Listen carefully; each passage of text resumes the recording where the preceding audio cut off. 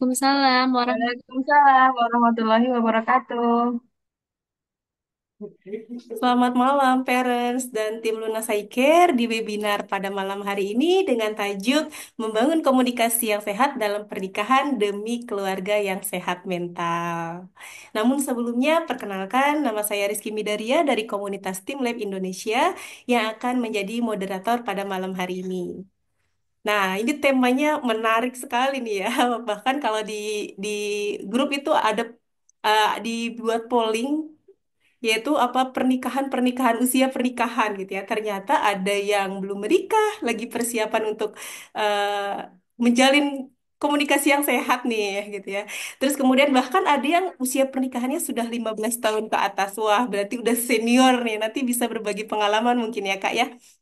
Nah, tapi ada juga mungkin yang pernikahan-pernikahan yang bisa dikatakan masih seumur jagung gitu ya.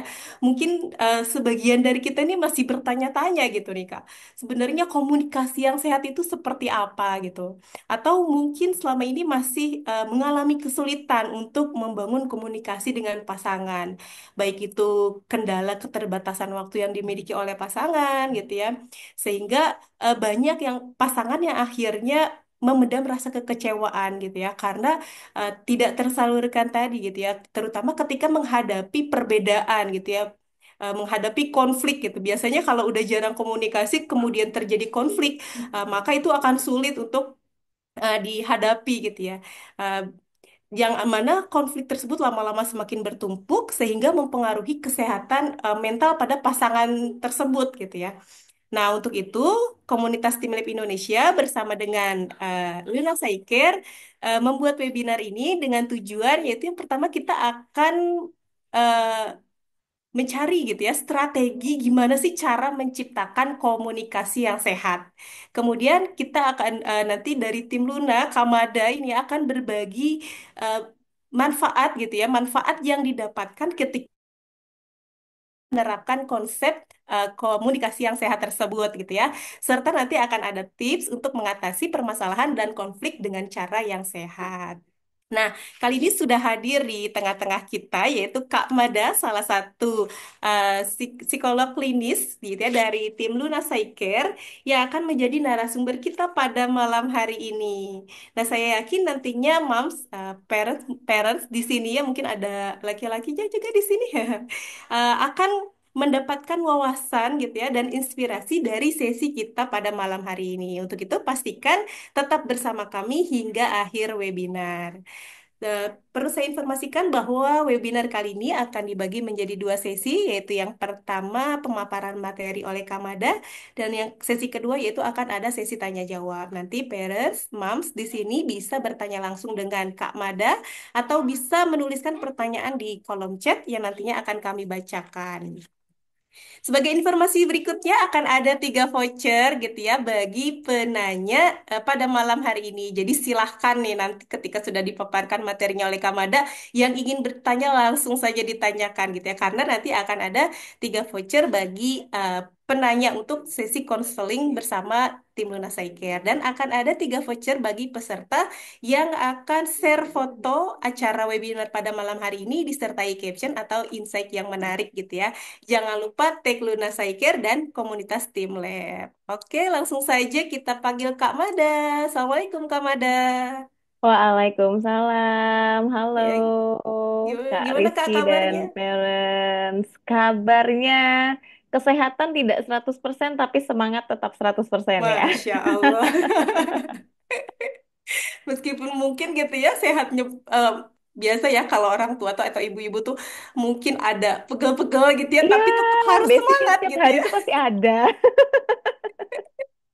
Masya Allah. Wah, sepertinya udah siap sekali nih Kak Mada untuk menyampaikan materi pada malam hari ini. Untuk itu saya persilahkan Kak. Oke, ini saya boleh izin share screen Kak Rizky? Boleh silahkan. Oke, share screen dulu ya.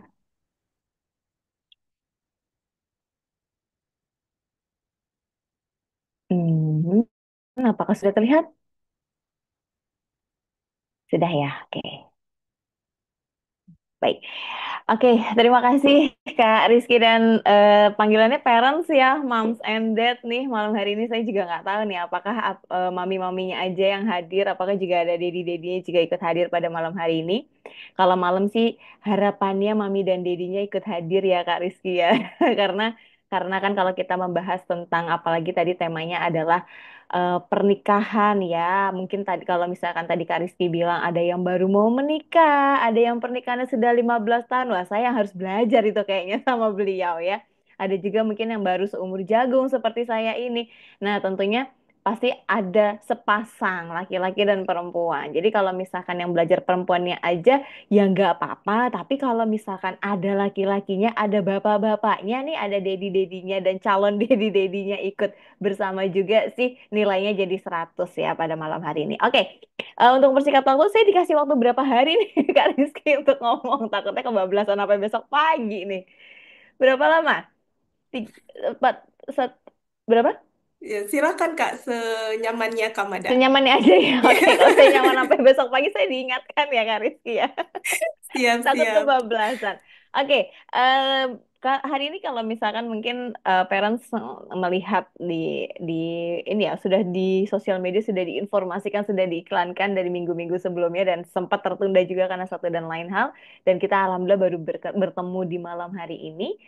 Temanya adalah hal yang sangat dasar, komunikasi. Wah, komunikasi. Komunikasi itu setiap hari kan kita komunikasi ya dengan orang sekitar gitu. Kita komunikasi dengan orang tua kita komunikasi dengan pasangan kita, entah itu sudah menjadi suami atau istri atau mungkin baru berpacaran atau mungkin ada yang sudah punya anak atau mungkin sudah punya cucu, misalnya seperti itu. Komunikasi kan sudah biasa. Kenapa harus kita bahas di malam hari ini? Ternyata komunikasi ini juga banyak loh menjadi sebuah PR ya di dalam sebuah hubungan. Hubungan apapun itu, entah hubungan tadi ya bermacam-macam, anak dan orang tua, hubungan antara suami dan istri, pasangan laki-laki dan perempuan, hubungan antar anak dan sesama kakak dan adik, misalkan seperti itu juga menjadi PR nih. Karena komunikasi ternyata tidak semudah itu untuk dilakukan. Nah, dari tadi kan kita membahas ya komunikasi-komunikasi. Coba kita tonton videonya dulu ya parents ya. Kita akan melihat nih apa yang terjadi terkait dengan komunikasi di dalam video ini. Semoga suaranya bisa terdengar.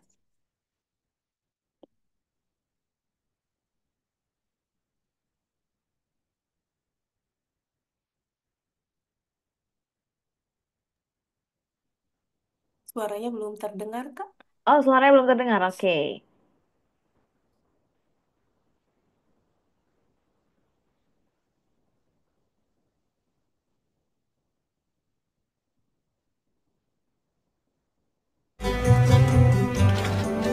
Apakah sudah terdengar suara videonya? Sudah. Paling gue jemputnya telat lagi.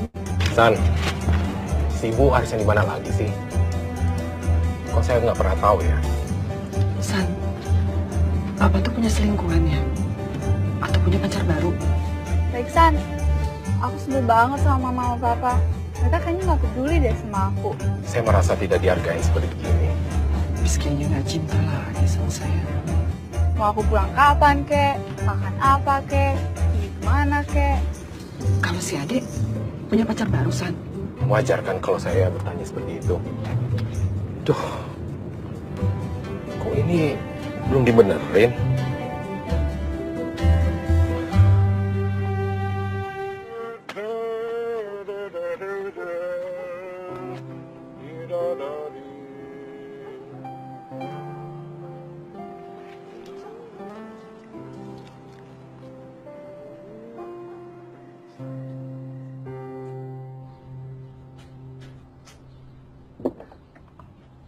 Ayo jalan, San. Baik, Pak.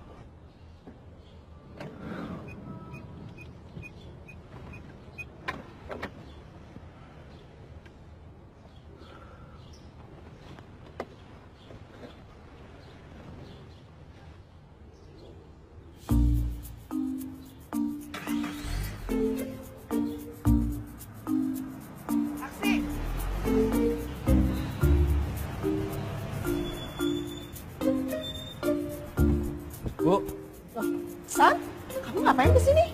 tadi Bapak yang suruh saya jemput Ibu.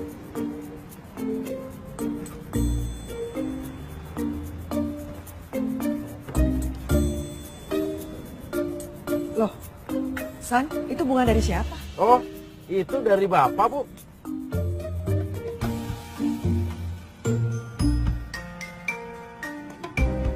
Pak Iksan, kok tumben on time? Iya, tadi Bapak telepon, suruh jemput. Itu dari Ibu, katanya buat adik.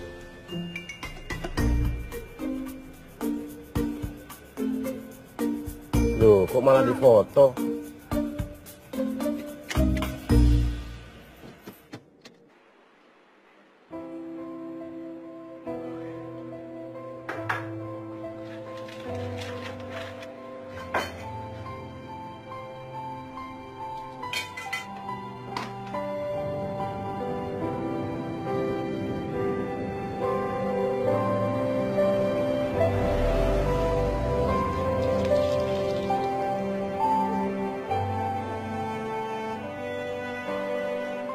Buat saya, merubah hal kecil akan membawa perubahan yang besar tanpa melihat siapa kita. Ya, walaupun saya hanya seorang supir.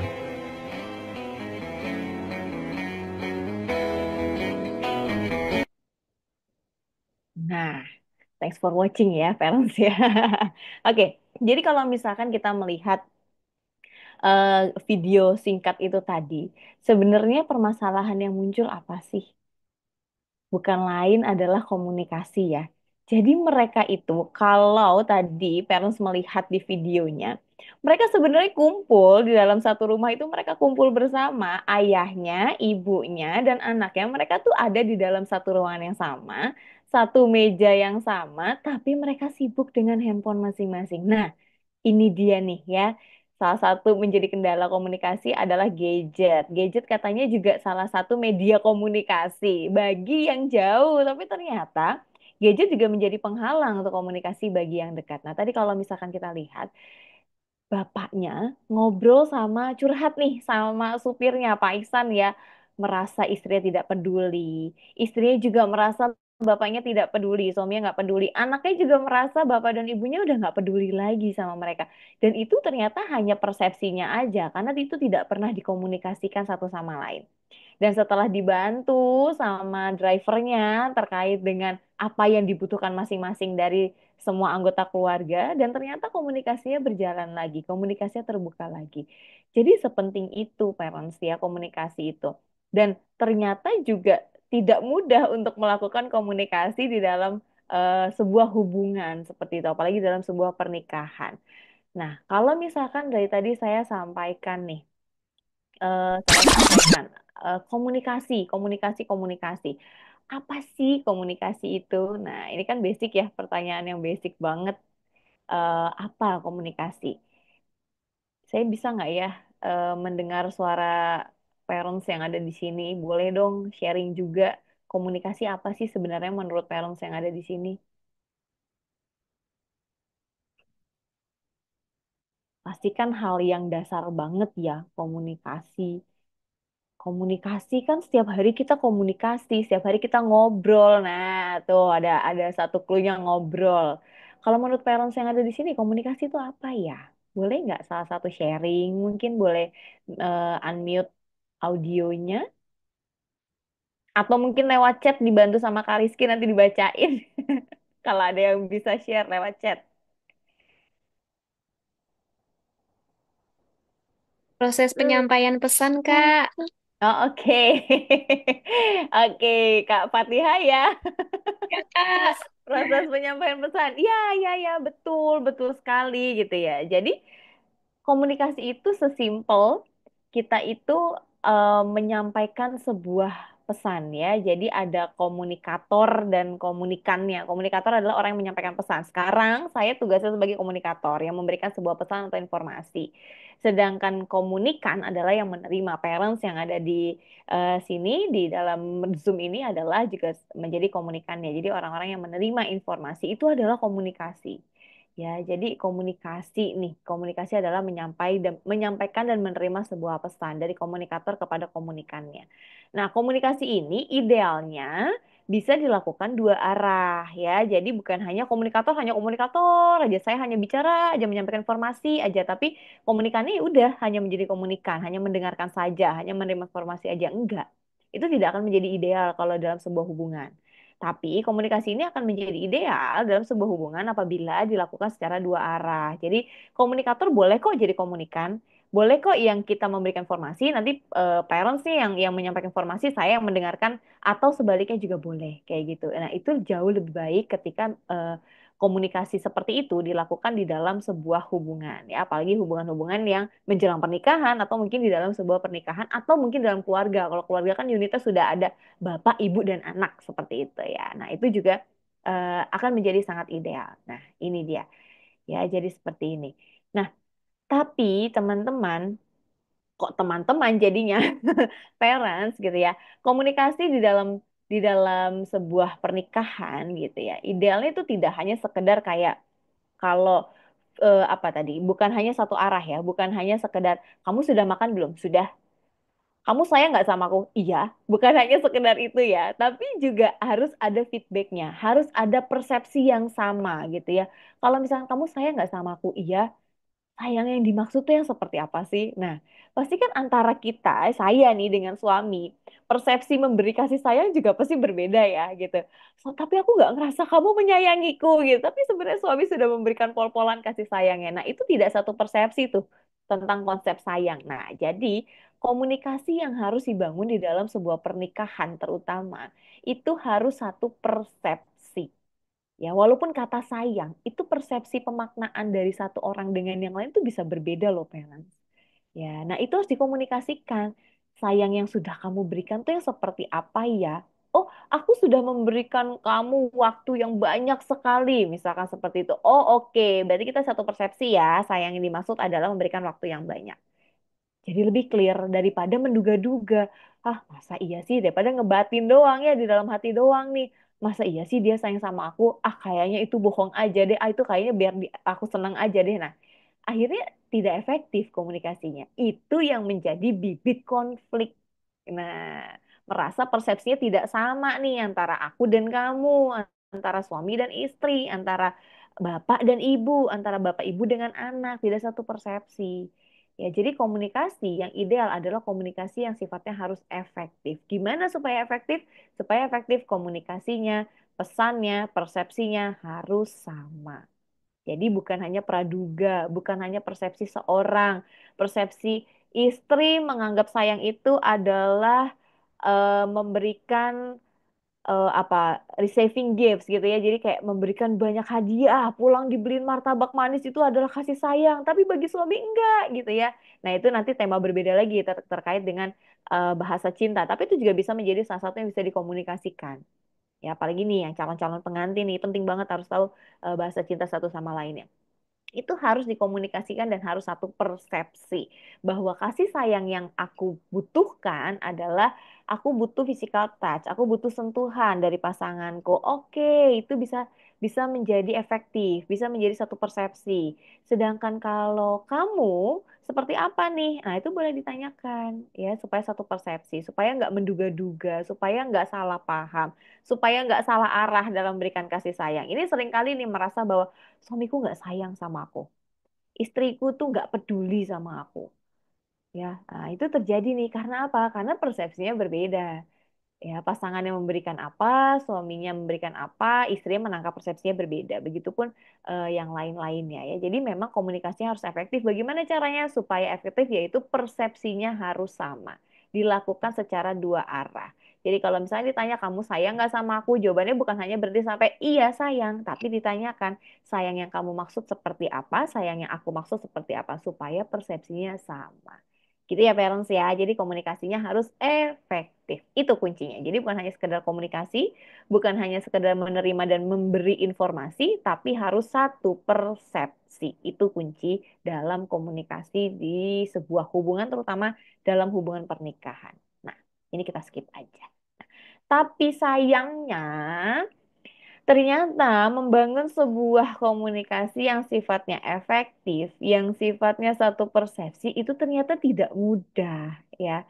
kita seringkali keceplosan kalau komunikasinya itu sifatnya yang tidak efektif terhadap anggota keluarga kita atau mungkin terhadap pasangan kita. Apa aja salah satu salah delapan ya, ada delapan nih tanda-tanda komunikasi yang tidak efektif. Apa aja? Yang pertama adalah comparing.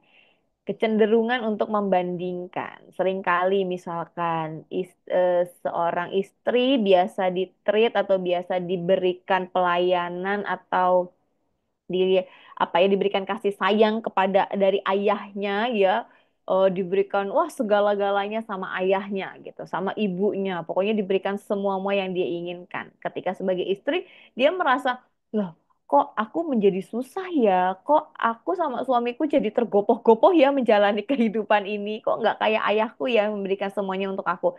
Kalau misalkan itu sampai terucap gitu ya, kamu tuh kayak ayahku. Atau misalkan suami yang membanding-bandingkan, masakan istrinya nggak seenak ibunya, misalkan seperti itu ya. Masakanmu tuh tidak seenak masakan ibuku. Nah, itu comparing, membanding-bandingkan. Ini menjadi bibit konflik ya, karena sekarang kita bayangkan aja, anak kembar aja bisa berbeda. Apalagi pasangan kita dengan orang tua kita, pasangan kita dengan pasangan kita yang dulu, misalkan seperti itu ya, itu pasti berbeda-beda. Ya, jadi comparing ini adalah salah satu komunikasi yang tidak efektif. Dan itu menjadi sebuah bibit konflik yang ada dalam sebuah hubungan. Jadi seringkali membanding-bandingkan antara dia, pasangan kita dengan pasangan kita yang di masa lalu, pasangan kita dengan orang tua kita gitu ya, atau mungkin yang sudah punya anak nih membandingkan si kakak dengan si adik misalkan seperti itu. Nah itu comparing, nggak efektif ya, jadi dibanding-bandingin. Sekarang kita kalau misalnya kita tanya, kita kalau dibandingin sama orang lain enak gak sih? Kayaknya enggak ya, rasanya juga nggak nyaman ya. Nah kalau misalnya seperti itu idealnya tidak perlu lagi kita lakukan, karena ini adalah salah satu komunikasi yang tidak efektif, yang tidak satu persepsi akhirnya. Yang kedua adalah rehearsing. Jadi tidak memperhatikan perkataan orang, tapi komentar. Nah, ini sering kali terjadi nih ya. Salah satunya adalah karena gadget. Jadi misalkan bapaknya lagi asik main game online gitu ya. Wah, lagi asik game online. Istrinya baru pulang arisan, mau cerita. Pak, tahu nggak tadi harga pancinya itu ternyata diskon. Misalkan kayak gitu ya. Bapak ini nih, kita nanti akan bisa masak enak nih Pak kalau misalkan harga kita beli panci. Karena bapaknya lagi asik game online. Jawabannya biasanya apa, parents? Kalau nggak doang, atau entar ya, atau kalau oh gitu doang, nah itu namanya rehearsing. Ya, jadi kita tuh nggak memperhatikan dengan benar-benar apa yang sedang diceritakan oleh pasangan kita. Nah, sedangkan pernikahan itu kan isinya ngobrol ya, parents ya, komunikasi ngobrol gitu. Kebayang nggak kalau pasangan kita ternyata seringkali mengabaikan apa yang kita ceritakan, dan ya dia berusaha menanggapi, tapi menanggapinya hanya sekedar biar kedengeran aja dia menanggapi, tapi tidak benar-benar mendengar apa yang kita ceritakan, dan mungkin tanggapannya hanya sekedar oh gitu, oh karena sibuk dengan kegiatan yang lain. Itu namanya rehearsing ya. Jadi tidak memperhatikan secara detail perkataan atau cerita yang disampaikan oleh pasangannya apa, tapi berusaha menanggapi dan itu tanggapannya tidak sesuai dengan yang kita harapkan gitu ya. Makanya seringkali nih kalau misalkan misalkan ya suami dan istri seringkali merasa bahwa kamu tuh nggak pernah dengerin aku cerita deh. Atau misalkan nanti suaminya nanya, Bu, tadi arisan itu ngebahas tentang apa? Padahal tadi ibunya sudah cerita arisannya tentang pancinya diskon, misalkan kayak gitu ya. Nah itu sering terulang, itu akhirnya jadi konflik. Bapak nggak denger ya tadi aku cerita. Nah, konflik ya, itu rehearsing. Yang ketiga adalah judging, menilai, menghakimi. Ya, jadi seringkali misalnya kita menilai pasangan kita itu sebagai orang yang seperti apa ya, yang negatif nih arahnya ya, karena judging, menilai, menghakimi. Jadi sifatnya yang negatif. Misalkan bapak ini kalau bangun kok siang terus. Bapak ini tidak menjadi contoh yang baik buat anak-anak. Atau misalkan bapaknya yang sering menyebut apa ya contohnya ya, kalau bapak-bapak mungkin ya berkeluh kesah judging terhadap ibu-ibu ya. Ibu nih kalau masak asin terus, nah, kayak gitu. Nah, itu judging, menilai atau menghakimi.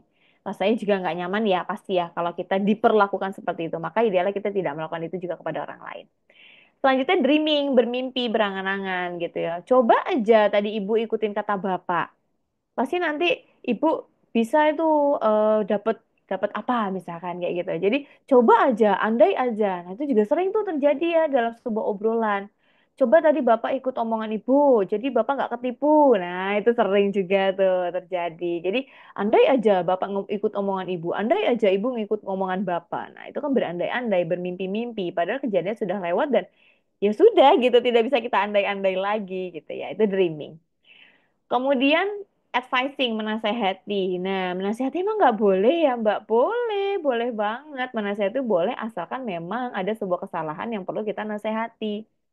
Seringkali terjadi adalah kita misalkan lagi ngeliat nih di sosial media gitu ya, ada seorang em, misalkan seorang anak deh, misalkan seorang anak gitu ya, ada yang mereka naik motor tuh bertiga, boncengannya bertiga, lihat lagi viral videonya, kemudian kita punya anak nih, langsung kita nasihati anak kita, kamu kalau naik motor jangan sampai bertiga ya, nanti kalau bertiga kecelakaan nih kayak video viral, padahal anak kita nggak salah.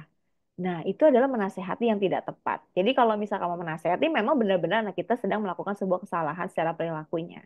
Tuh ya. Kemudian ada sparring, terlalu cepat tidak menyetujui pernyataan. Jadi misalkan bapaknya, Bu, Bu, aku yang nyuci piring, nggak usah, Bapak nyuci piring nggak bersih. Ya udah Bu, aku yang ngepel aja. Alah, Bapak kalau ngepel itu masih lengket lantainya. Ya udah Bu, Bapak apa ngelap mobil aja. Ah, Pak, udah Pak, nanti Bapak capek ini aja di tempat cucian mobil aja, misalkan kayak gitu. Jadi semua perkataan pasangan kita itu seringkali akhirnya dibantah ya gitu ya. Nah, ini adalah sparring. Jadi semua statement yang disampaikan oleh pasangan kita ya seringkali kita nggak setuju karena kita punya persepsi sendiri itu tadi. Kita belum jadi satu persepsi nih dengan pasangan kita. Kemudian being right, merasa selalu benar, nggak mau menerima kritikan. Ibu, masakannya kok asin terus ya Bu? Apa garamnya lagi banyak Bu di dapur? Misalkan kayak gitu. Aduh Pak, kalau sayur sop nggak asin itu nanti pakai nasi hilang rasanya. Nah, jadi merasa selalu benar, nggak mau dikritik gitu ya. Nah ini juga ya itu persepsinya berbeda bahwa Bapak pengennya ini nggak terlalu asin nih persepsi sayur sop, tapi Ibu merasa bahwa sayur sop ini harus asin, misalkan kayak gitu ya. Jadi being right nggak satu persepsi, belum satu persepsi komunikasi, jadi nggak efektif. Kemudian yang terakhir adalah derailing, keluar dari pokok permasalahan. Jadi misalkan lagi membahas tentang masa depan kita kira-kira nanti kalau sudah menikah kita akan tinggal di mana ya, misalkan kayak gitu.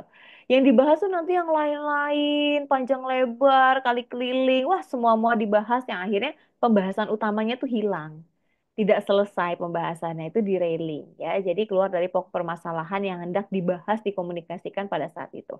Nah, seringkali ya saya menyebutnya mungkin kita tidak sengaja ya berkomunikasi di antara kedelapan ini atau mungkin kedelapan-kedelapannya. Saya yakin tidak sengaja. Kenapa? Karena mungkin parents belum mengetahui gitu ya tentang materi hari ini. Nah, nanti kalau sudah tahu hari ini, idealnya nih kedelapan-delapan ini sudah tidak lagi dilakukan karena bisa kita bayangkan bahwa kalau kita yang di posisi komunikannya gitu ya tadi kita yang di apa seringkali dibantah, kita yang seringkali tidak didengar, kita yang seringkali dibandingkan terus saya pasti nggak enak lah sehingga kita yang harus membangun komunikasi itu secara efektif supaya satu persepsi dengan pasangan kita, dengan anggota keluarga kita lain, dengan bapak ibu kita sendiri atau dengan anak-anak kita, dengan suami atau istri kita atau mungkin calon pasangan menjadi suami atau istri kita gitu ya. Jadi harus dibangun nih komunikasinya menjadi efektif supaya satu persepsi.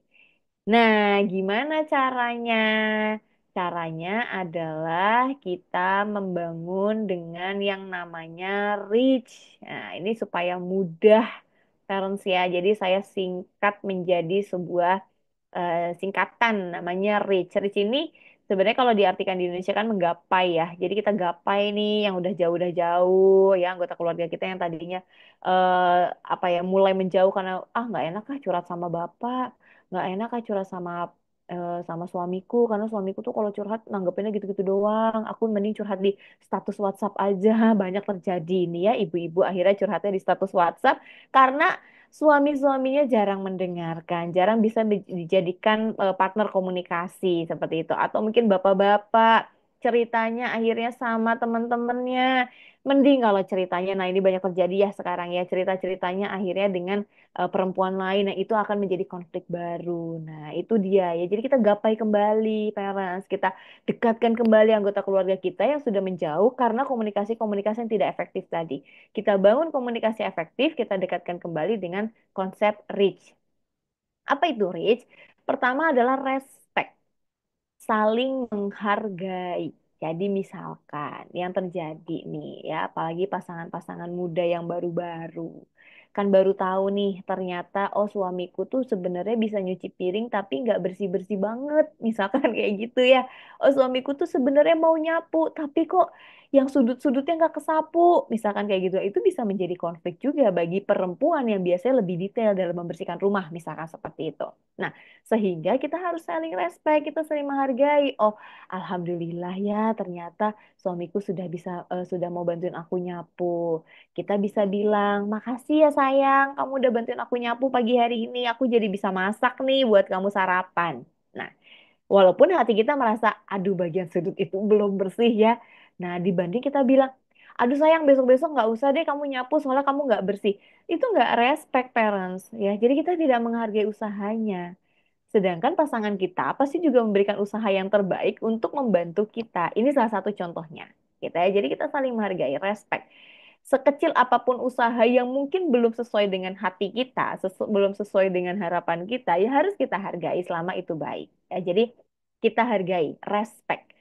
Ya walaupun tadi mungkin belum bersih atau mungkin yang tadinya kalau misalkan kita sampaikan ya, kalau laki-laki kan 7.000 kata per hari, sedangkan perempuan 22.000 kata ya per hari. Misalkan yang tadinya suaminya itu kalau ngomong cuman iya iya sekarang sudah mulai mau bertanya satu dua kalimat dengan kita itu harus kita hargai gitu ya. Bukan yang hanya tuh kan suamiku tuh kalau nanya masih singkat-singkat. Nah, padahal sebelumnya nggak pernah nanya. Jadi kita harus hargai. Ih, alhamdulillah ya suamiku udah mulai mau nanya nih kondisiku gimana, apa kejadian apa, aktivitas apa yang aku lakuin hari ini itu harus kita hargai. Dan penghargaannya, parents itu bukan hanya sekedar dalam hati saja, tapi disampaikan kepada pasangan kita, disampaikan kepada anggota keluarga kita, misalnya kepada anak, makasih ya nak sudah melakukan ini. Kepada pasangan kita, makasih ya Pak, kamu sudah melakukan ini. Sama ibu, misalkannya sama istri, makasih ya Ma, kamu sudah melakukan ini. Aku senang deh kamu lakuin ini.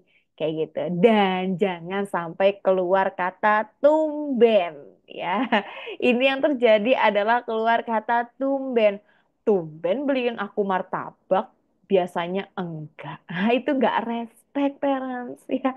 Besok-besok mau beliin martabak lagi jadi rasanya berat nanti ya. Tapi kalau wah alhamdulillah kebetulan aku belum makan malam nih ada martabak jadi bisa makan bareng sama kamu sayang misalkan kayak gitu ya. Kita hargai. Walaupun sebenarnya dalam hati pengennya nasi goreng tapi di belum martabak nggak apa-apa parents ya itu kita harus hargai itu semua. Karena itu sudah usaha dari pasangan kita. Respect itu penting ya daripada membanding-bandingkan atau kita hanya mengkritik kayak gitu ya lebih baik kita hargai sekecil apapun usaha dari pasangan atau anggota keluarga kita respect. Yang kedua adalah empati. Jadi kita itu harus bisa memahami perasaan ya sini tulisannya anak memahami perasaan ya anggota keluarga kita. Empati sama simpati berbeda ya. Kalau simpati itu kita masuk ke dalam perasaan, ke dalam orang yang dirasakan orang itu. Jadi misalkan orang itu marah, kita ikut marah gitu ya. Jadi kalau misalkan orang itu sedih, kita ikut nangis. Itu kalau simpati. Tapi kalau empati, kita bisa tahu nih apa yang dirasakan sama pasangan kita. Misalkan suami pulang, capek gitu ya. Kemudian ngeluh, bukan mengeluh, berkeluh kesah gitu ya sama istrinya. Aduh, mah hari ini aku capek banget, kerjaannya padat banget nih. Kalau kita empati, kita bisa sesimpel mengucapkan perasaan apa yang diungkapkan sama pasangan kita. Capek apa ya hari ini ya, Pak? Misalkan kayak gitu. Atau anak kita pulang sedih karena penggaris barunya patah, dipatahin sama temennya. Mami, penggarisku patah, aku sedih banget. Nah, kita bisa empati pada anak kita. Kakak sedih ya karena penggarisnya patah. Itu empati. Dibanding cuma, halah cuma begitu doang aja kok nangis.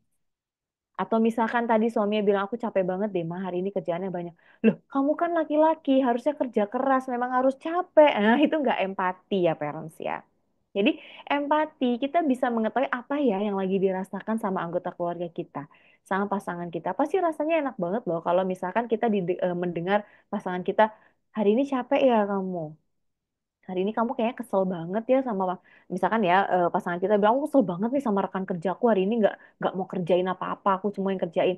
Ya kamu kesel banget ya hari ini sama rekan kerja. Udah sesimpel kita mengulang pengucapan, kalau kata anak sekarang memvalidasi perasaan. Nah, itu adalah mengulang ucapan perasaan apa yang diucapkan sama pasangan kita atau anggota keluarga kita.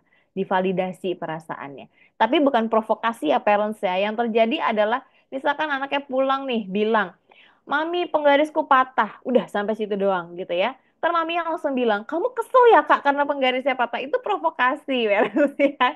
Bukan empati. Padahal anaknya nggak kesel, tapi jadi dibilang kesel karena berusaha empati. Tapi itu adalah provokasi nanti jatuhnya. Empati adalah kita tahu dulu nih apa yang dirasakan sama orang di sekitar kita. Misalkan nggak menyebutkan gitu ya. Misalnya suami kita nggak menyebutkan kalau dia capek. Kita tanya, gimana pak perasaannya hari ini?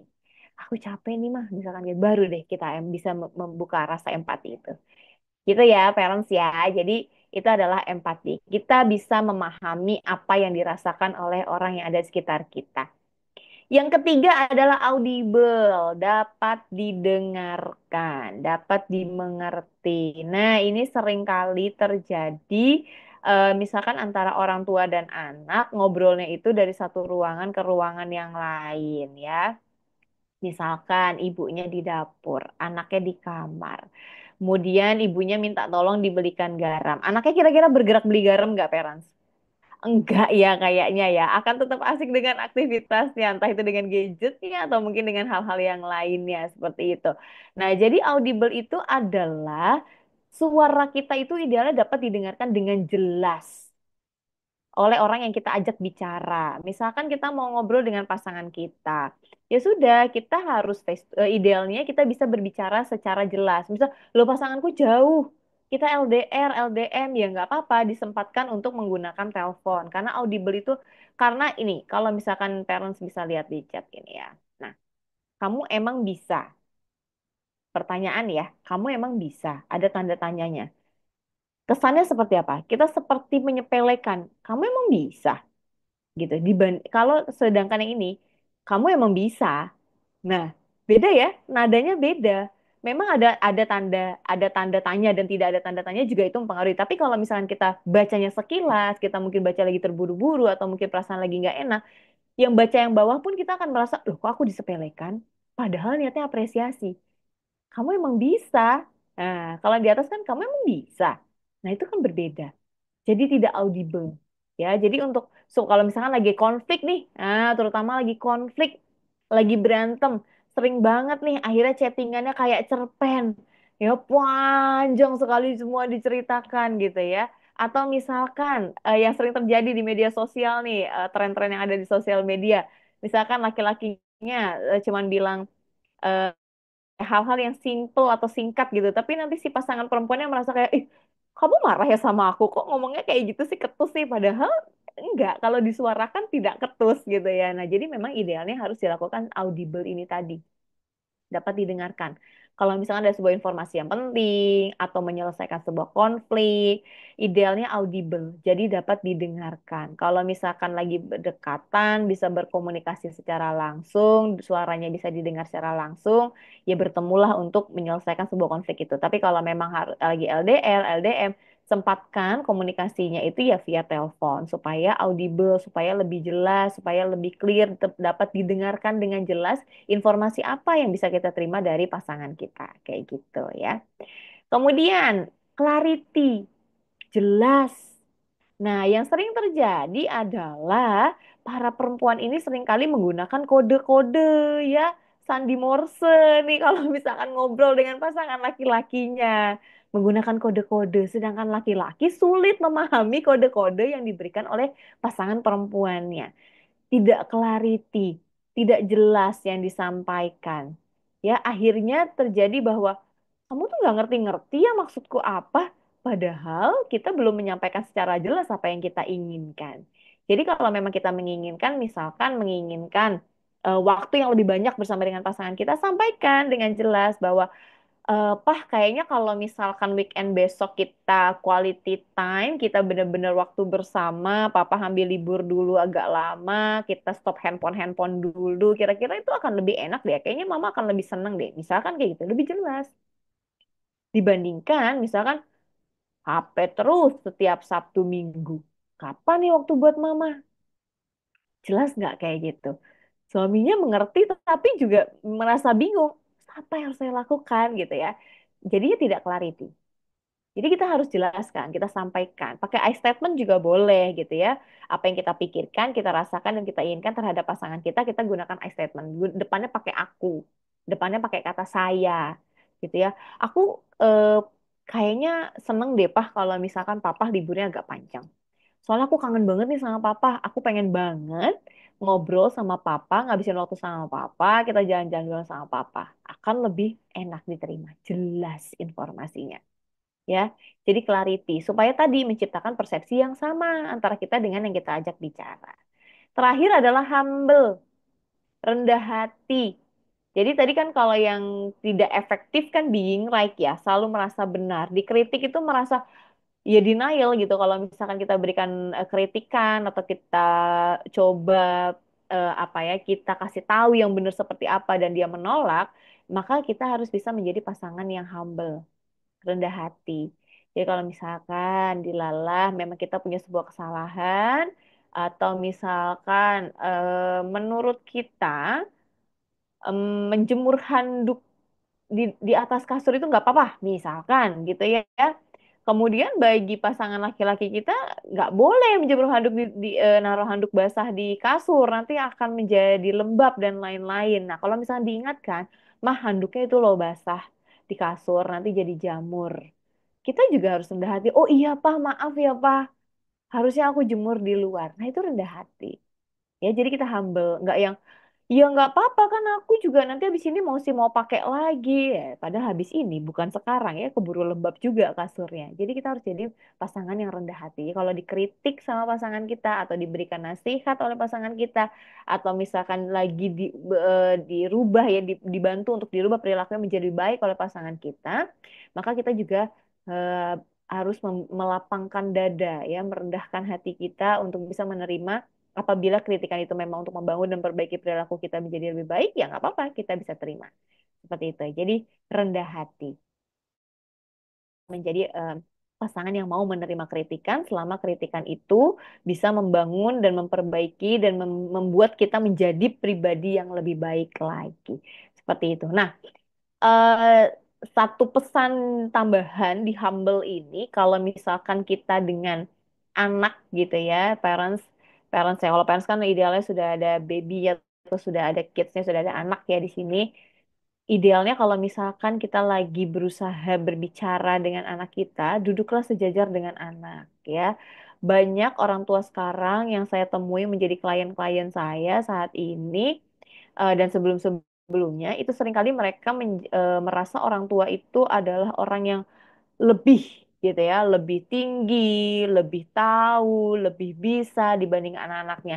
Sehingga orang tua itu merasa eh, ada beberapa orang tua yang saya temui itu mereka tidak mau duduk sejajar dengan anaknya, tidak mau duduk satu kursi dengan anaknya. Jadi anaknya duduk di bawah, bapak atau ibunya duduknya di kursi di atas. Nah, itu tidak ideal. Dari perilakunya saja sudah menunjukkan tidak humble seperti itu ya. Jadi kalau misalkan mau menasihati anak, mau berbicara dengan anak supaya menjadi orang tua yang humble, menjadi orang tua yang rendah hati, duduklah sejajar dengan anak. Kalau bisa eye levelnya juga sejajar dengan anak. Anak kan posisinya lebih rendah ya tingginya daripada kita. Tapi kalau anaknya sudah SMP, SMA biasanya sudah lebih tinggi nih dari bapak ibunya. Tapi kalau misalkan anaknya masih masih secara tinggi di bawah kita, maka kita eye levelnya juga harus sejajar.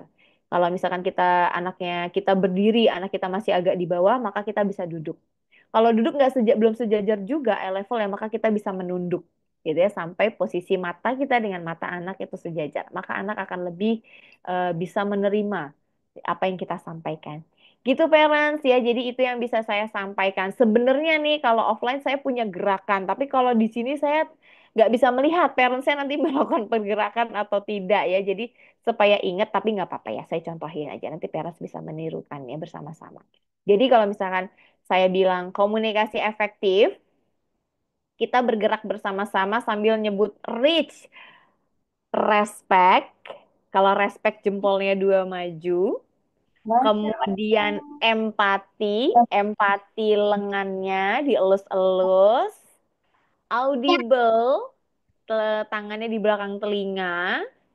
Clarity, tangannya dibentangkan. Kemudian humble, tangannya dielus-elus ke dada. Kita sama-sama kali ya parents yang nggak apa-apa parents kalau mau ada yang unmute boleh. Kalau masih di mute juga nggak apa-apa tapi kita sama-sama. Yuk. Komunikasi efektif, reach, respect, empati, Respect, empati, audible, audible, clarity, clarity, humble. humble. Oke, itu dia sesi materi dari saya. Nanti kalau untuk tanya jawab ataupun diskusi yang lainnya, saya serahkan kembali ke Kak Rizky. Terima kasih. Masya Allah, terima kasih banyak Kak Mada atas pemaparan materinya. Wah, banyak banget nih yang akhirnya tercerahkan nih Kak. Oi. Iya, karena kalau saya ini jadi curhat dulu nih, cerita Boleh, dulu boleh. nih. Boleh. Kadang itu ya kalau misalkan anak melakukan sesuatu yang sepele gitu ya, yang mungkin usahanya menurut kita gitu ya, usahanya kecil gitu ya. Saya suka lupa untuk mengapresiasi atau mengucapkan terima kasih gitu ya, karena itu kan sesuatu yang cuma begitu gitu ya, tapi ternyata perlu diapresiasi gitu ya, perlu diucapkan terima kasih Ya, sebagai bentuk dari respect kita gitu ya, menghargai usaha dia gitu ya. Iya, wah terima betul. kasih banget nih Kak Mada nih. Bagi parents yang mau bertanya terkait materi yang sudah disampaikan, silakan boleh raise hand atau silakan ditulis di kolom chat ya. Nah, Kak Mada, sebelum ini sambil nunggu-nunggu yang mau bertanya, itu kan ada istilah kalau misalnya tadi kan Kak Mada bilang kalau misalnya mau bicara itu kan harus apa tuh Kak? Dapat didengar, dimengerti gitu ya. Nah, kadang tuh orang tua kan misalnya sibuk gitu ya, kayak sibuk di dapur tadinya seperti contohnya Kak Mada, terus kemudian tidak efektif gitu ya, dia teriak-teriak terus anaknya nggak ngerti lagi gitu ya, mama kenapa sih gitu. Terus akhirnya kesel sendiri gitu, akhirnya orang tuanya kesel sendiri, kamu tuh nggak ngerti gitu ya. Jadi akhirnya yang asalnya udah pelan, dek, dek, lama-lama dek, karena tadi nggak efektif tadi akhirnya memacu kita tuh jadi yang kayak yang apa sih, jadi emosinya naik sendiri padahal sebenarnya kita sebagai apa sih komunikator yang nggak efektif gitu ya, kayak yang salah gitu dari awal gitu ya. Iya, iya, betul, betul itu terjadi ya. Memang terkadang emosi itu kita sendiri yang menyebabkan. Iya, Kita jadi memang sendiri. itu sering sekali terjadi gitu. Apalagi sekarang ya, anak-anak sekarang kan juga mereka biasanya lebih banyak aktivitas di kamar gitu. Apalagi remaja-remaja nih, banyak aktivitas di kamar, kemudian dengan gadgetnya.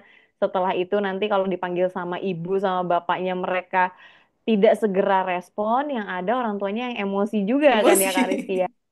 Idealnya supaya audible, memang kita samperin gitu. Nah, saya mungkin sedikit cerita ya. Saya pernah menemukan salah satu klien seperti ini. Jadi klien saya itu antara ibu dan anaknya itu tuh kamar antar satu kamar tuh deket gitu ya. Jadi kayak keluar pintu kamar ibunya, belok kanan sedikit langsung ketemu kamar anaknya. Kemudian mereka sama-sama ada di dalam kamar masing-masing. Anak gitu ya, chat WhatsApp ke ibunya, bilang, "Ibu masak gak hari ini? Aku lapar." Dan hebatnya ibunya membalas WhatsApp-nya gitu ya. Balas WhatsApp-nya untuk bilang, kamu lihat aja sendiri di dapur. Nah, tidak audible itu gitu ya, tidak audible jadi tidak bisa didengarkan. Padahal idealnya kalau misalkan memang anaknya seperti itu, mungkin anak memang belum memahami terkait dengan komunikasi yang efektif, maka kita sebagai ibunya yang ayo kita samperin anaknya. Gitu ya, kita buka pintu kamarnya, kita ketok pintu kamarnya. Ayo Kak, ibu udah masak nih, kita makan bareng yuk, misalkan gitu. Atau ibu temenin makan yuk, supaya audible. Nah, jadi bukan bukan bukan akhirnya malah kita balas WhatsApp ya gitu, kecuali memang lagi berjauhan. Padahal ini satu di kamar masing-masing dalam satu rumah yang memang tidak tidak berjauhan satu kamar dengan yang lainnya. Akhirnya tidak audible. Dan ini unik sekali terjadi ternyata. Ada contoh nyatanya gitu ya. Ya. Baik, Kak Mada, ini sudah ada dua yang raise hand. Hmm? Yang pertama, Mams Ria, boleh silakan diajukan pertanyaannya. Oh, Assalamualaikum, selamat malam. Waalaikumsalam, selamat malam. Oh, tadi saya sempat udah nulis juga tuh di chatnya. Enggak sih, sebenarnya gini. Saya kan juga komunikasi ke pasangan ya. Itu juga memang agak susah-susah gampang. Karena saya ngerasa tuh kita beda sifat kan. Ya entah dia yang ekstrovert atau saya yang ekstrovert atau gimana lah ya. Komunikasi kami tuh kadang-kadang suka jadi gini, maksudnya pengen ngobrol biasa, pengen komunikasikan ya. Tapi jadinya salah satu pihak kadang-kadang salah menerima. Entah disangkanya entah dia atau saya yang terima, misalnya, kok kamu marah-marah gitu kan? Karena terus kita udah jelasin nih, enggak kok enggak marah, biasa aja orang gini kok emang nadanya kayak gini suaranya gitu-gitu kan. Nah, itu jadi yang tadinya pengen komunikasi jadi nggak efektif kan. Terus eh, gimana ya harus bagaimana kalau kayak gitu tuh Bu. Terus em, saya tuh sering jadinya kalau kayak gitu jadi yang ada kan jadi berantem, udah berantem pasti jadi nggak selesai omongannya kan, jadi nggak selesai, jadi malah buyar semuanya yang tadinya pengen baik-baik jadinya pengen menyampaikan sesuatu gitu maksudnya jadinya nggak terselesaikan.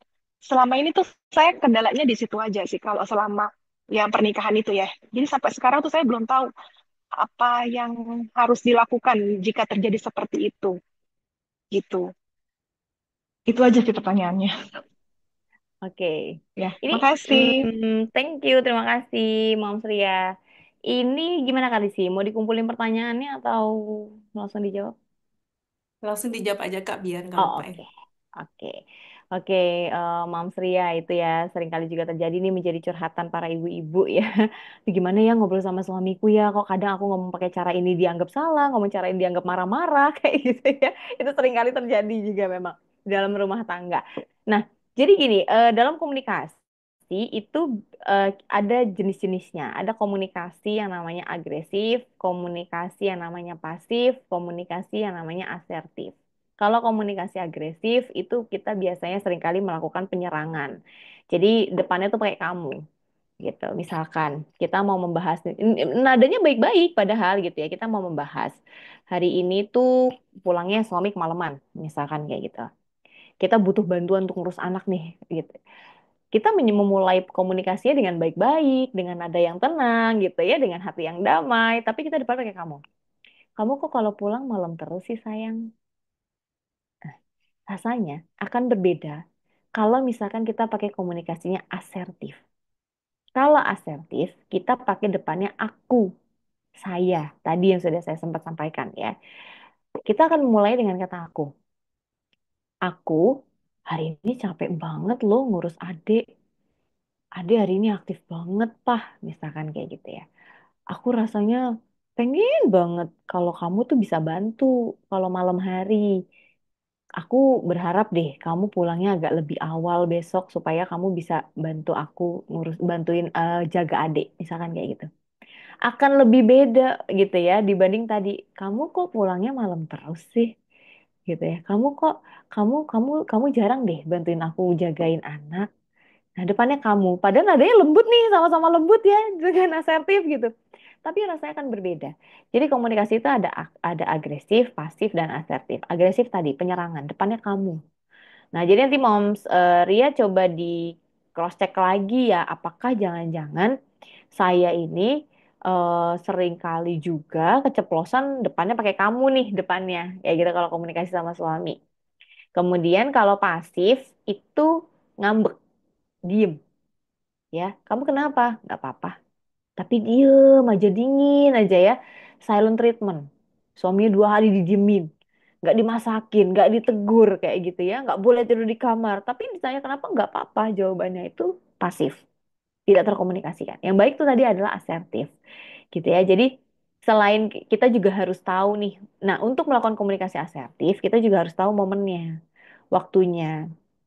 Suami baru pulang, baru ketok pintu gitu ya, baru masih capek-capeknya, belum sempat duduk, belum sempat meneguk air putih, belum sempat mandi, tiba-tiba langsung kita komunikasikan apa yang kita inginkan juga tidak tepat. Jadi satu yang harus kita lakukan adalah kita harus tahu momennya, waktunya kapan. Kedua, gunakanlah komunikasi secara asertif.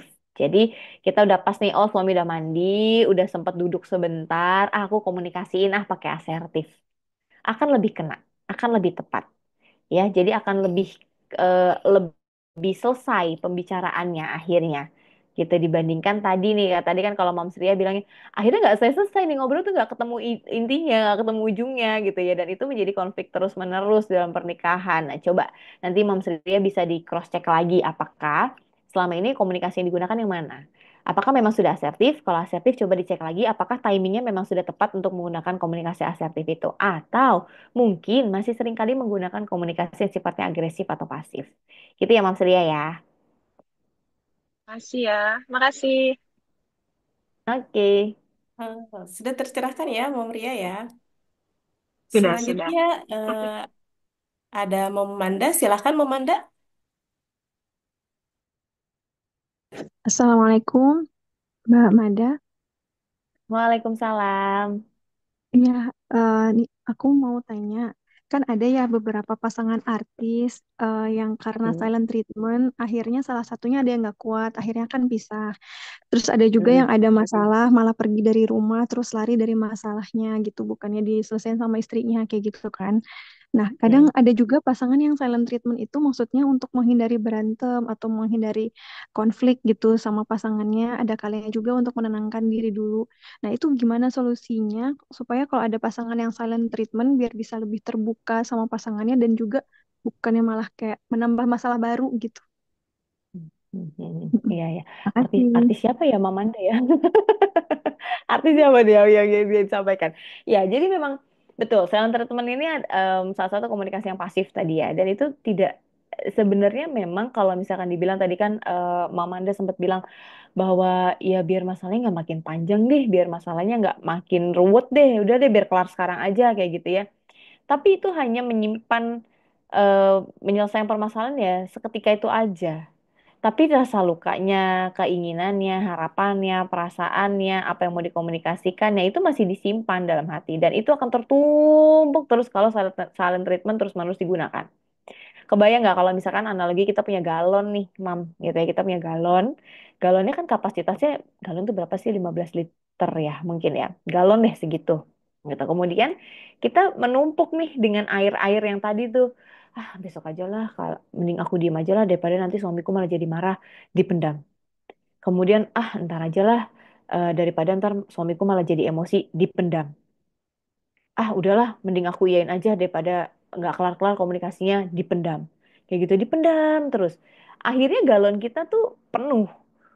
Bukan penuh lagi, yang sering terjadi adalah kepenuhan. Kalau udah kepenuhan apa yang terjadi? Luber. Kalau sudah luber apa yang terjadi? Itu tadi konfliknya menjadi besar, tiba-tiba saling teriak-teriakan, tiba-tiba muncul KDRT, tiba-tiba minta cerai kayak gitu, nggak ada masalah besar kok tiba-tiba minta cerai ya karena itu bertumpuk yang selama ini tidak diselesaikan, bertumpuk di dalam hati, di dalam diri kita, tidak terselesaikan, yaitu buyar, pecah akhirnya.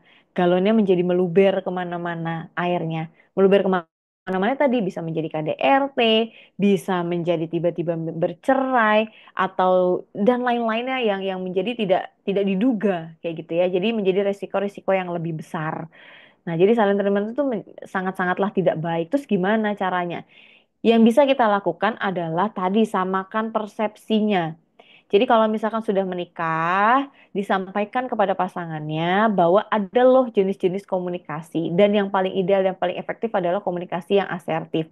Tapi suamiku itu butuh waktu. Misalkan ya, biasanya laki-laki ini butuh waktu untuk menenangkan diri dulu atau mungkin ada yang perempuan-perempuan yang butuh waktu menenangkan diri dulu. Jadi tidak tidak segera merespon ya, tidak tidak impulsif langsung menyelesaikan masalah. Ya nggak apa-apa, berikan mereka waktu. Bedanya butuh waktu untuk tenang, untuk menyelesaikan masalah dibanding silent treatment adalah kalau butuh waktu untuk tenang, dia butuh waktu sementara dan akan menyelesaikan permasalahannya. Tapi kalau silent treatment, ya sudah didiemin aja, dibiarkan aja begitu. Ya tidak terkomunikasikan, tidak terselesaikan masalahnya, tapi justru menambah masalah untuk diri kita sendiri. Jadi kalau misalkan pasangan kita butuh waktu untuk tenang dulu, setelah itu mau menyelesaikan masalahnya nggak apa-apa. Itu cara mereka untuk bisa lebih baik dalam menyelesaikan masalahnya. Gitu. Nah, betul. Jadi bom waktu. Nantinya kalau misalkan silent treatment itu terus-menerus dibiarkan. Jadi caranya disamakan dulu persepsinya. Disampaikan juga ke pasangan kita bahwa ada cara komunikasi yang lebih baik, yang efektif supaya kalau kita punya konflik, kita bisa menyelesaikannya dengan baik. Dan ini bisa dilakukan kalau misalkan tadi kan kalau kata Kak Rizky, banyak yang baru mau menikah nih. Nah, ini bisa loh menjadi salah satu list ya, list yang bisa dikomunikasikan. Jadi bukan hanya sekedar nanti kita tinggal di mana, penghasilan nanti pembagian penghasilan seperti apa, yang dan lain-lainnya, resepsinya bentuknya mau adat seperti apa, bukan lain seperti itu, tapi kita juga bisa yang namanya resolusi konflik itu bisa dibicarakan dari awal sebelum pernikahan. Ya, jadi misalkan kamu kalau misalkan ada sebuah konflik, menurutmu bagaimana cara kita menyelesaikannya? Ya aku butuh diem dulu nih, butuh tenang dulu. Setelah itu butuh waktu berapa lama untuk bisa menyelesaikan masalahnya. Ya paling 30 menit setelah itu aku mau ngobrol lagi dengan kamu. Itu gak apa-apa, itu menjadi peluang kita untuk, oh oke, berarti dia mau menyelesaikan masalahnya. Tapi kalau misalkan, ah aku males deh ngobrolin masalah, itu bisa menjadi tanda-tanda bahwa wah apakah bisa nih kita lanjutkan misalkan seperti itu ya jadi bisa menjadi salah satu list kriteria jadi bukan hanya sekedar wah tampannya cantiknya finansialnya oke tapi juga bisa kita lihat bagaimana cara dia menyelesaikan masalah dalam berkomunikasinya itu juga bisa menjadi salah satu list kita untuk apa namanya ya, merekrut apa sih namanya ya melihat ya pasangan kita nanti ke depannya seperti apa kayak gitu jadi disamakan dulu persepsinya, disampaikan dulu ke pasangan kita. Caranya seperti apa? Supaya nanti ke depannya kalau lagi punya konflik ya sudah dibiasakan untuk asertif, dikomunikasikan pakai I statement depannya aku bukan kamu. Gitu, Momanda. Makasih, Mbak. Ya, Selanjutnya nih, Kak, ada pertanyaan dari kolom chat. Saya bacakan ya, Kak ya. oke. Assalamualaikum, Kak. Saya mau bertanya dari Mom Nesa. Gimana sih caranya membangun komunikasi yang nyaman dan enak dengan pasangan kita yang cara berpikirnya terkadang bertolak belakang dengan kita? Gimana nih, Kak? Oke. Cara menyampaikan apa namanya komunikasi yang nyaman dan enak dengan pasangan yang cara berpikirnya terkadang bertolak belakang dengan kita. Bukan terkadang ya, tapi sering kali gitu ya. Memang sering kali cara berpikir seseorang itu pasti bisa saja berbeda dengan kita. Dan bagaimana caranya supaya komunikasinya nyaman? Itu tadi kuncinya I statement, asertif. Ya, jadi asertif. Misalkan tadi ya, kalau cara berpikir berbeda kan berarti persepsinya berbeda ya tentang suatu hal.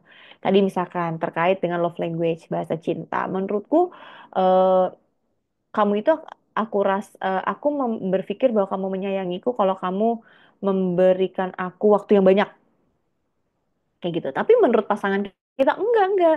Kasih sayang itu adalah memberikan hadiah yang banyak. Nah, itu kan beda persepsi tuh. Beda cara berpikir gitu ya. Nah, bagaimana caranya supaya satu pemikiran, yaitu supaya satu persepsi, supaya komunikasi jadi nyaman, maka kita gunakan I statement. Aku itu akan merasa disayangi kalau aku tuh banyak waktu sama kamu. Aku pengen deh nanti kalau kita udah nikah, kita spending time kita bener-bener sisain waktu, kita bikin range waktu bersama, mungkin weekend atau mungkin sebulan sekali kita staycation supaya kita quality time bareng. Akan lebih enak gitu ya. Karena aku akan merasa disayangi sama kamu kalau aku bareng-bareng sama kamu. Nah, gitu. Jadi lebih pasangan kita atau orang yang kita ajak komunikasi ya lebih lebih menangkap gitu ya, bukan bukan bukan langsung menjudge, tapi kita berusaha secara asertif menyampaikan apa yang kita harapkan, apa yang kita pikirkan dan apa yang kita rasakan. Dan kalau misalnya pasangan kita punya punya persepsi yang berbeda, loh, tapi apa namanya misalkan tapi menurutku aku akan menyayangimu dengan cara memberikan kamu hadiah. Respect. Kita harus respect gitu ya. Kita hargai bahwa oh makasih kalau kamu mau banyak memberikan aku hadiah sebagai bentuk kasih sayang dari kamu. Tapi aku juga kayaknya pengen deh selain hadiah, aku juga pengen hadiahnya waktu bersama deh sama kamu gitu. Ya, jadi kita ada respectnya ada, kita juga bisa menggunakan I statement dalam mengungkapkan respect kita. Gitu. Jadi gimana caranya supaya komunikasinya nyaman? Ya satu tadi itu kita gunakan reach-nya tentu, ya boleh kelima-limanya langsung. Reach-nya respect, empathy, audible, clarity, humble-nya boleh dipakai atau salah satu di antaranya dan gunakan asertif. Jadi I statement itu yang harus dibangun, yang harus dilatih. Memang tidak mudah membangun atau membiasakan diri menggunakan asertif tuh rasanya sulit banget mau mau memulai ngomong berbicara dengan kata aku di depannya itu rasanya juga pasti sulit gitu ya. Tapi kita harus melatih diri. Karena itu adalah membuka jalan kita supaya komunikasinya menjadi lebih nyaman untuk orang yang kita ajak bicara. Gitu mungkin jawabannya. Oke, Kak. Jadi kalau nggak usah ada kode-kodean lagi gitu ya kayak. Biasa kan Iya. kalau perempuan tuh kode-kode. Akhirnya kalau pasangannya Mm-mm. nggak paham, kita yang marah gitu ya. Iya, jadi konflik ya ujung-ujungnya kan. Konflik gitu ya. Ini langsung sampaikan aja gitu ya apa yang kita harapkan gitu ya Kak. Meskipun jadi kesannya Betul. kayak jadi lebih kayak belak-belakan maunya kita gitu ya. Tetap Mm-mm, harus tapi nggak disampaikan ya. apa-apa, harus disampaikan secara asertif tadi, clarity betul ya. Jadi kita respect dan juga clarity dengan menggunakan I statement-nya. Aduh Kak, banyak nih Kak yang bertanya. Tadi yang Oh, kelewat oke. ada di atas nih Kak. Saya bacakan Mm. dari Dila Giovanni. Kak izin bertanya, bagaimana memancing suami agar lebih jujur tentang apa yang dia rasa? Karena suami itu lebih sering tidak mau terlihat lemah, padahal terlihat dari raut wajahnya lelah. Nah ini biasanya laki-laki tidak banyak bicara gitu ya. Laki-laki. Gimana tuh Kak? Iya, iya, iya. Lah ini ya, biasanya laki-laki ini memang mereka dibentuk karakternya dari kecil untuk tidak lemah gitu ya. Bahkan anak laki-laki nangis aja nggak boleh biasanya sama orang tua. Padahal itu tidak dianjurkan melakukan seperti itu. Jadi akhirnya muncullah ketika dewasa seperti itu ya. Mereka merasa nggak apa-apa, aku nggak capek kok, nggak apa-apa, aku nggak capek kok. Padahal mungkin badannya udah secapek itu, pikirannya sudah selelah itu seperti itu ya. Nah, gimana ya caranya supaya mancing suami bisa jujur gitu ya tentang apa yang dirasakan? Kita boleh loh mulai dari diri kita sendiri. Jadi misalkan kita cerita, hari ini aku hari ini aku seneng banget loh Pak. Hari ini aku tuh ketemu sama teman-teman dan lain-lain, lain-lain. Tapi aku agak capek sih, soalnya tadi anak tuh rewel banget seharian ini. Kalau Papa gimana gitu. Jadi terkadang mereka laki-laki itu merasa sungkan cerita tentang rasa lelahnya kepada pasangannya karena mereka khawatir tadi dinilai, dijudge. Mungkin di pengalaman masa lalunya mereka seringkali dijudge di hak ini kalau misal mereka menangis, mereka merasa lelah atau lemah kayak gitu. Mereka seringkali mendapatkan penilaian itu sehingga muncullah seperti itu. Jadi kita yang mulai dulu tuh nggak apa-apa. Jadi kita dulu yang bercerita bahwa hari ini aku capek, hari ini aku tuh kesel, misalkan kayak gitu ya, emosi-emosi negatif yang dimuncul tuh nggak apa-apa. Kalau papa gimana? Hari ini capek juga nggak? Misalkan kayak gitu. Atau misalkan kita mulai dengan pertanyaan yang sifatnya, kamu hari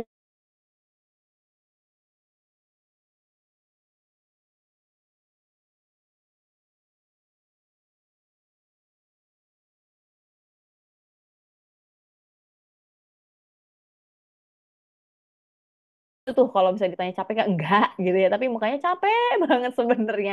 Jadi biasanya saya tanya, hari ini rate perasaan kamu ada di angka, ada di kanan apa di kiri? Nah, saya biasanya kayak gitu. Kanan tuh maksudnya perasaan positif, kiri perasaan negatif. Biasanya laki-laki kan bingung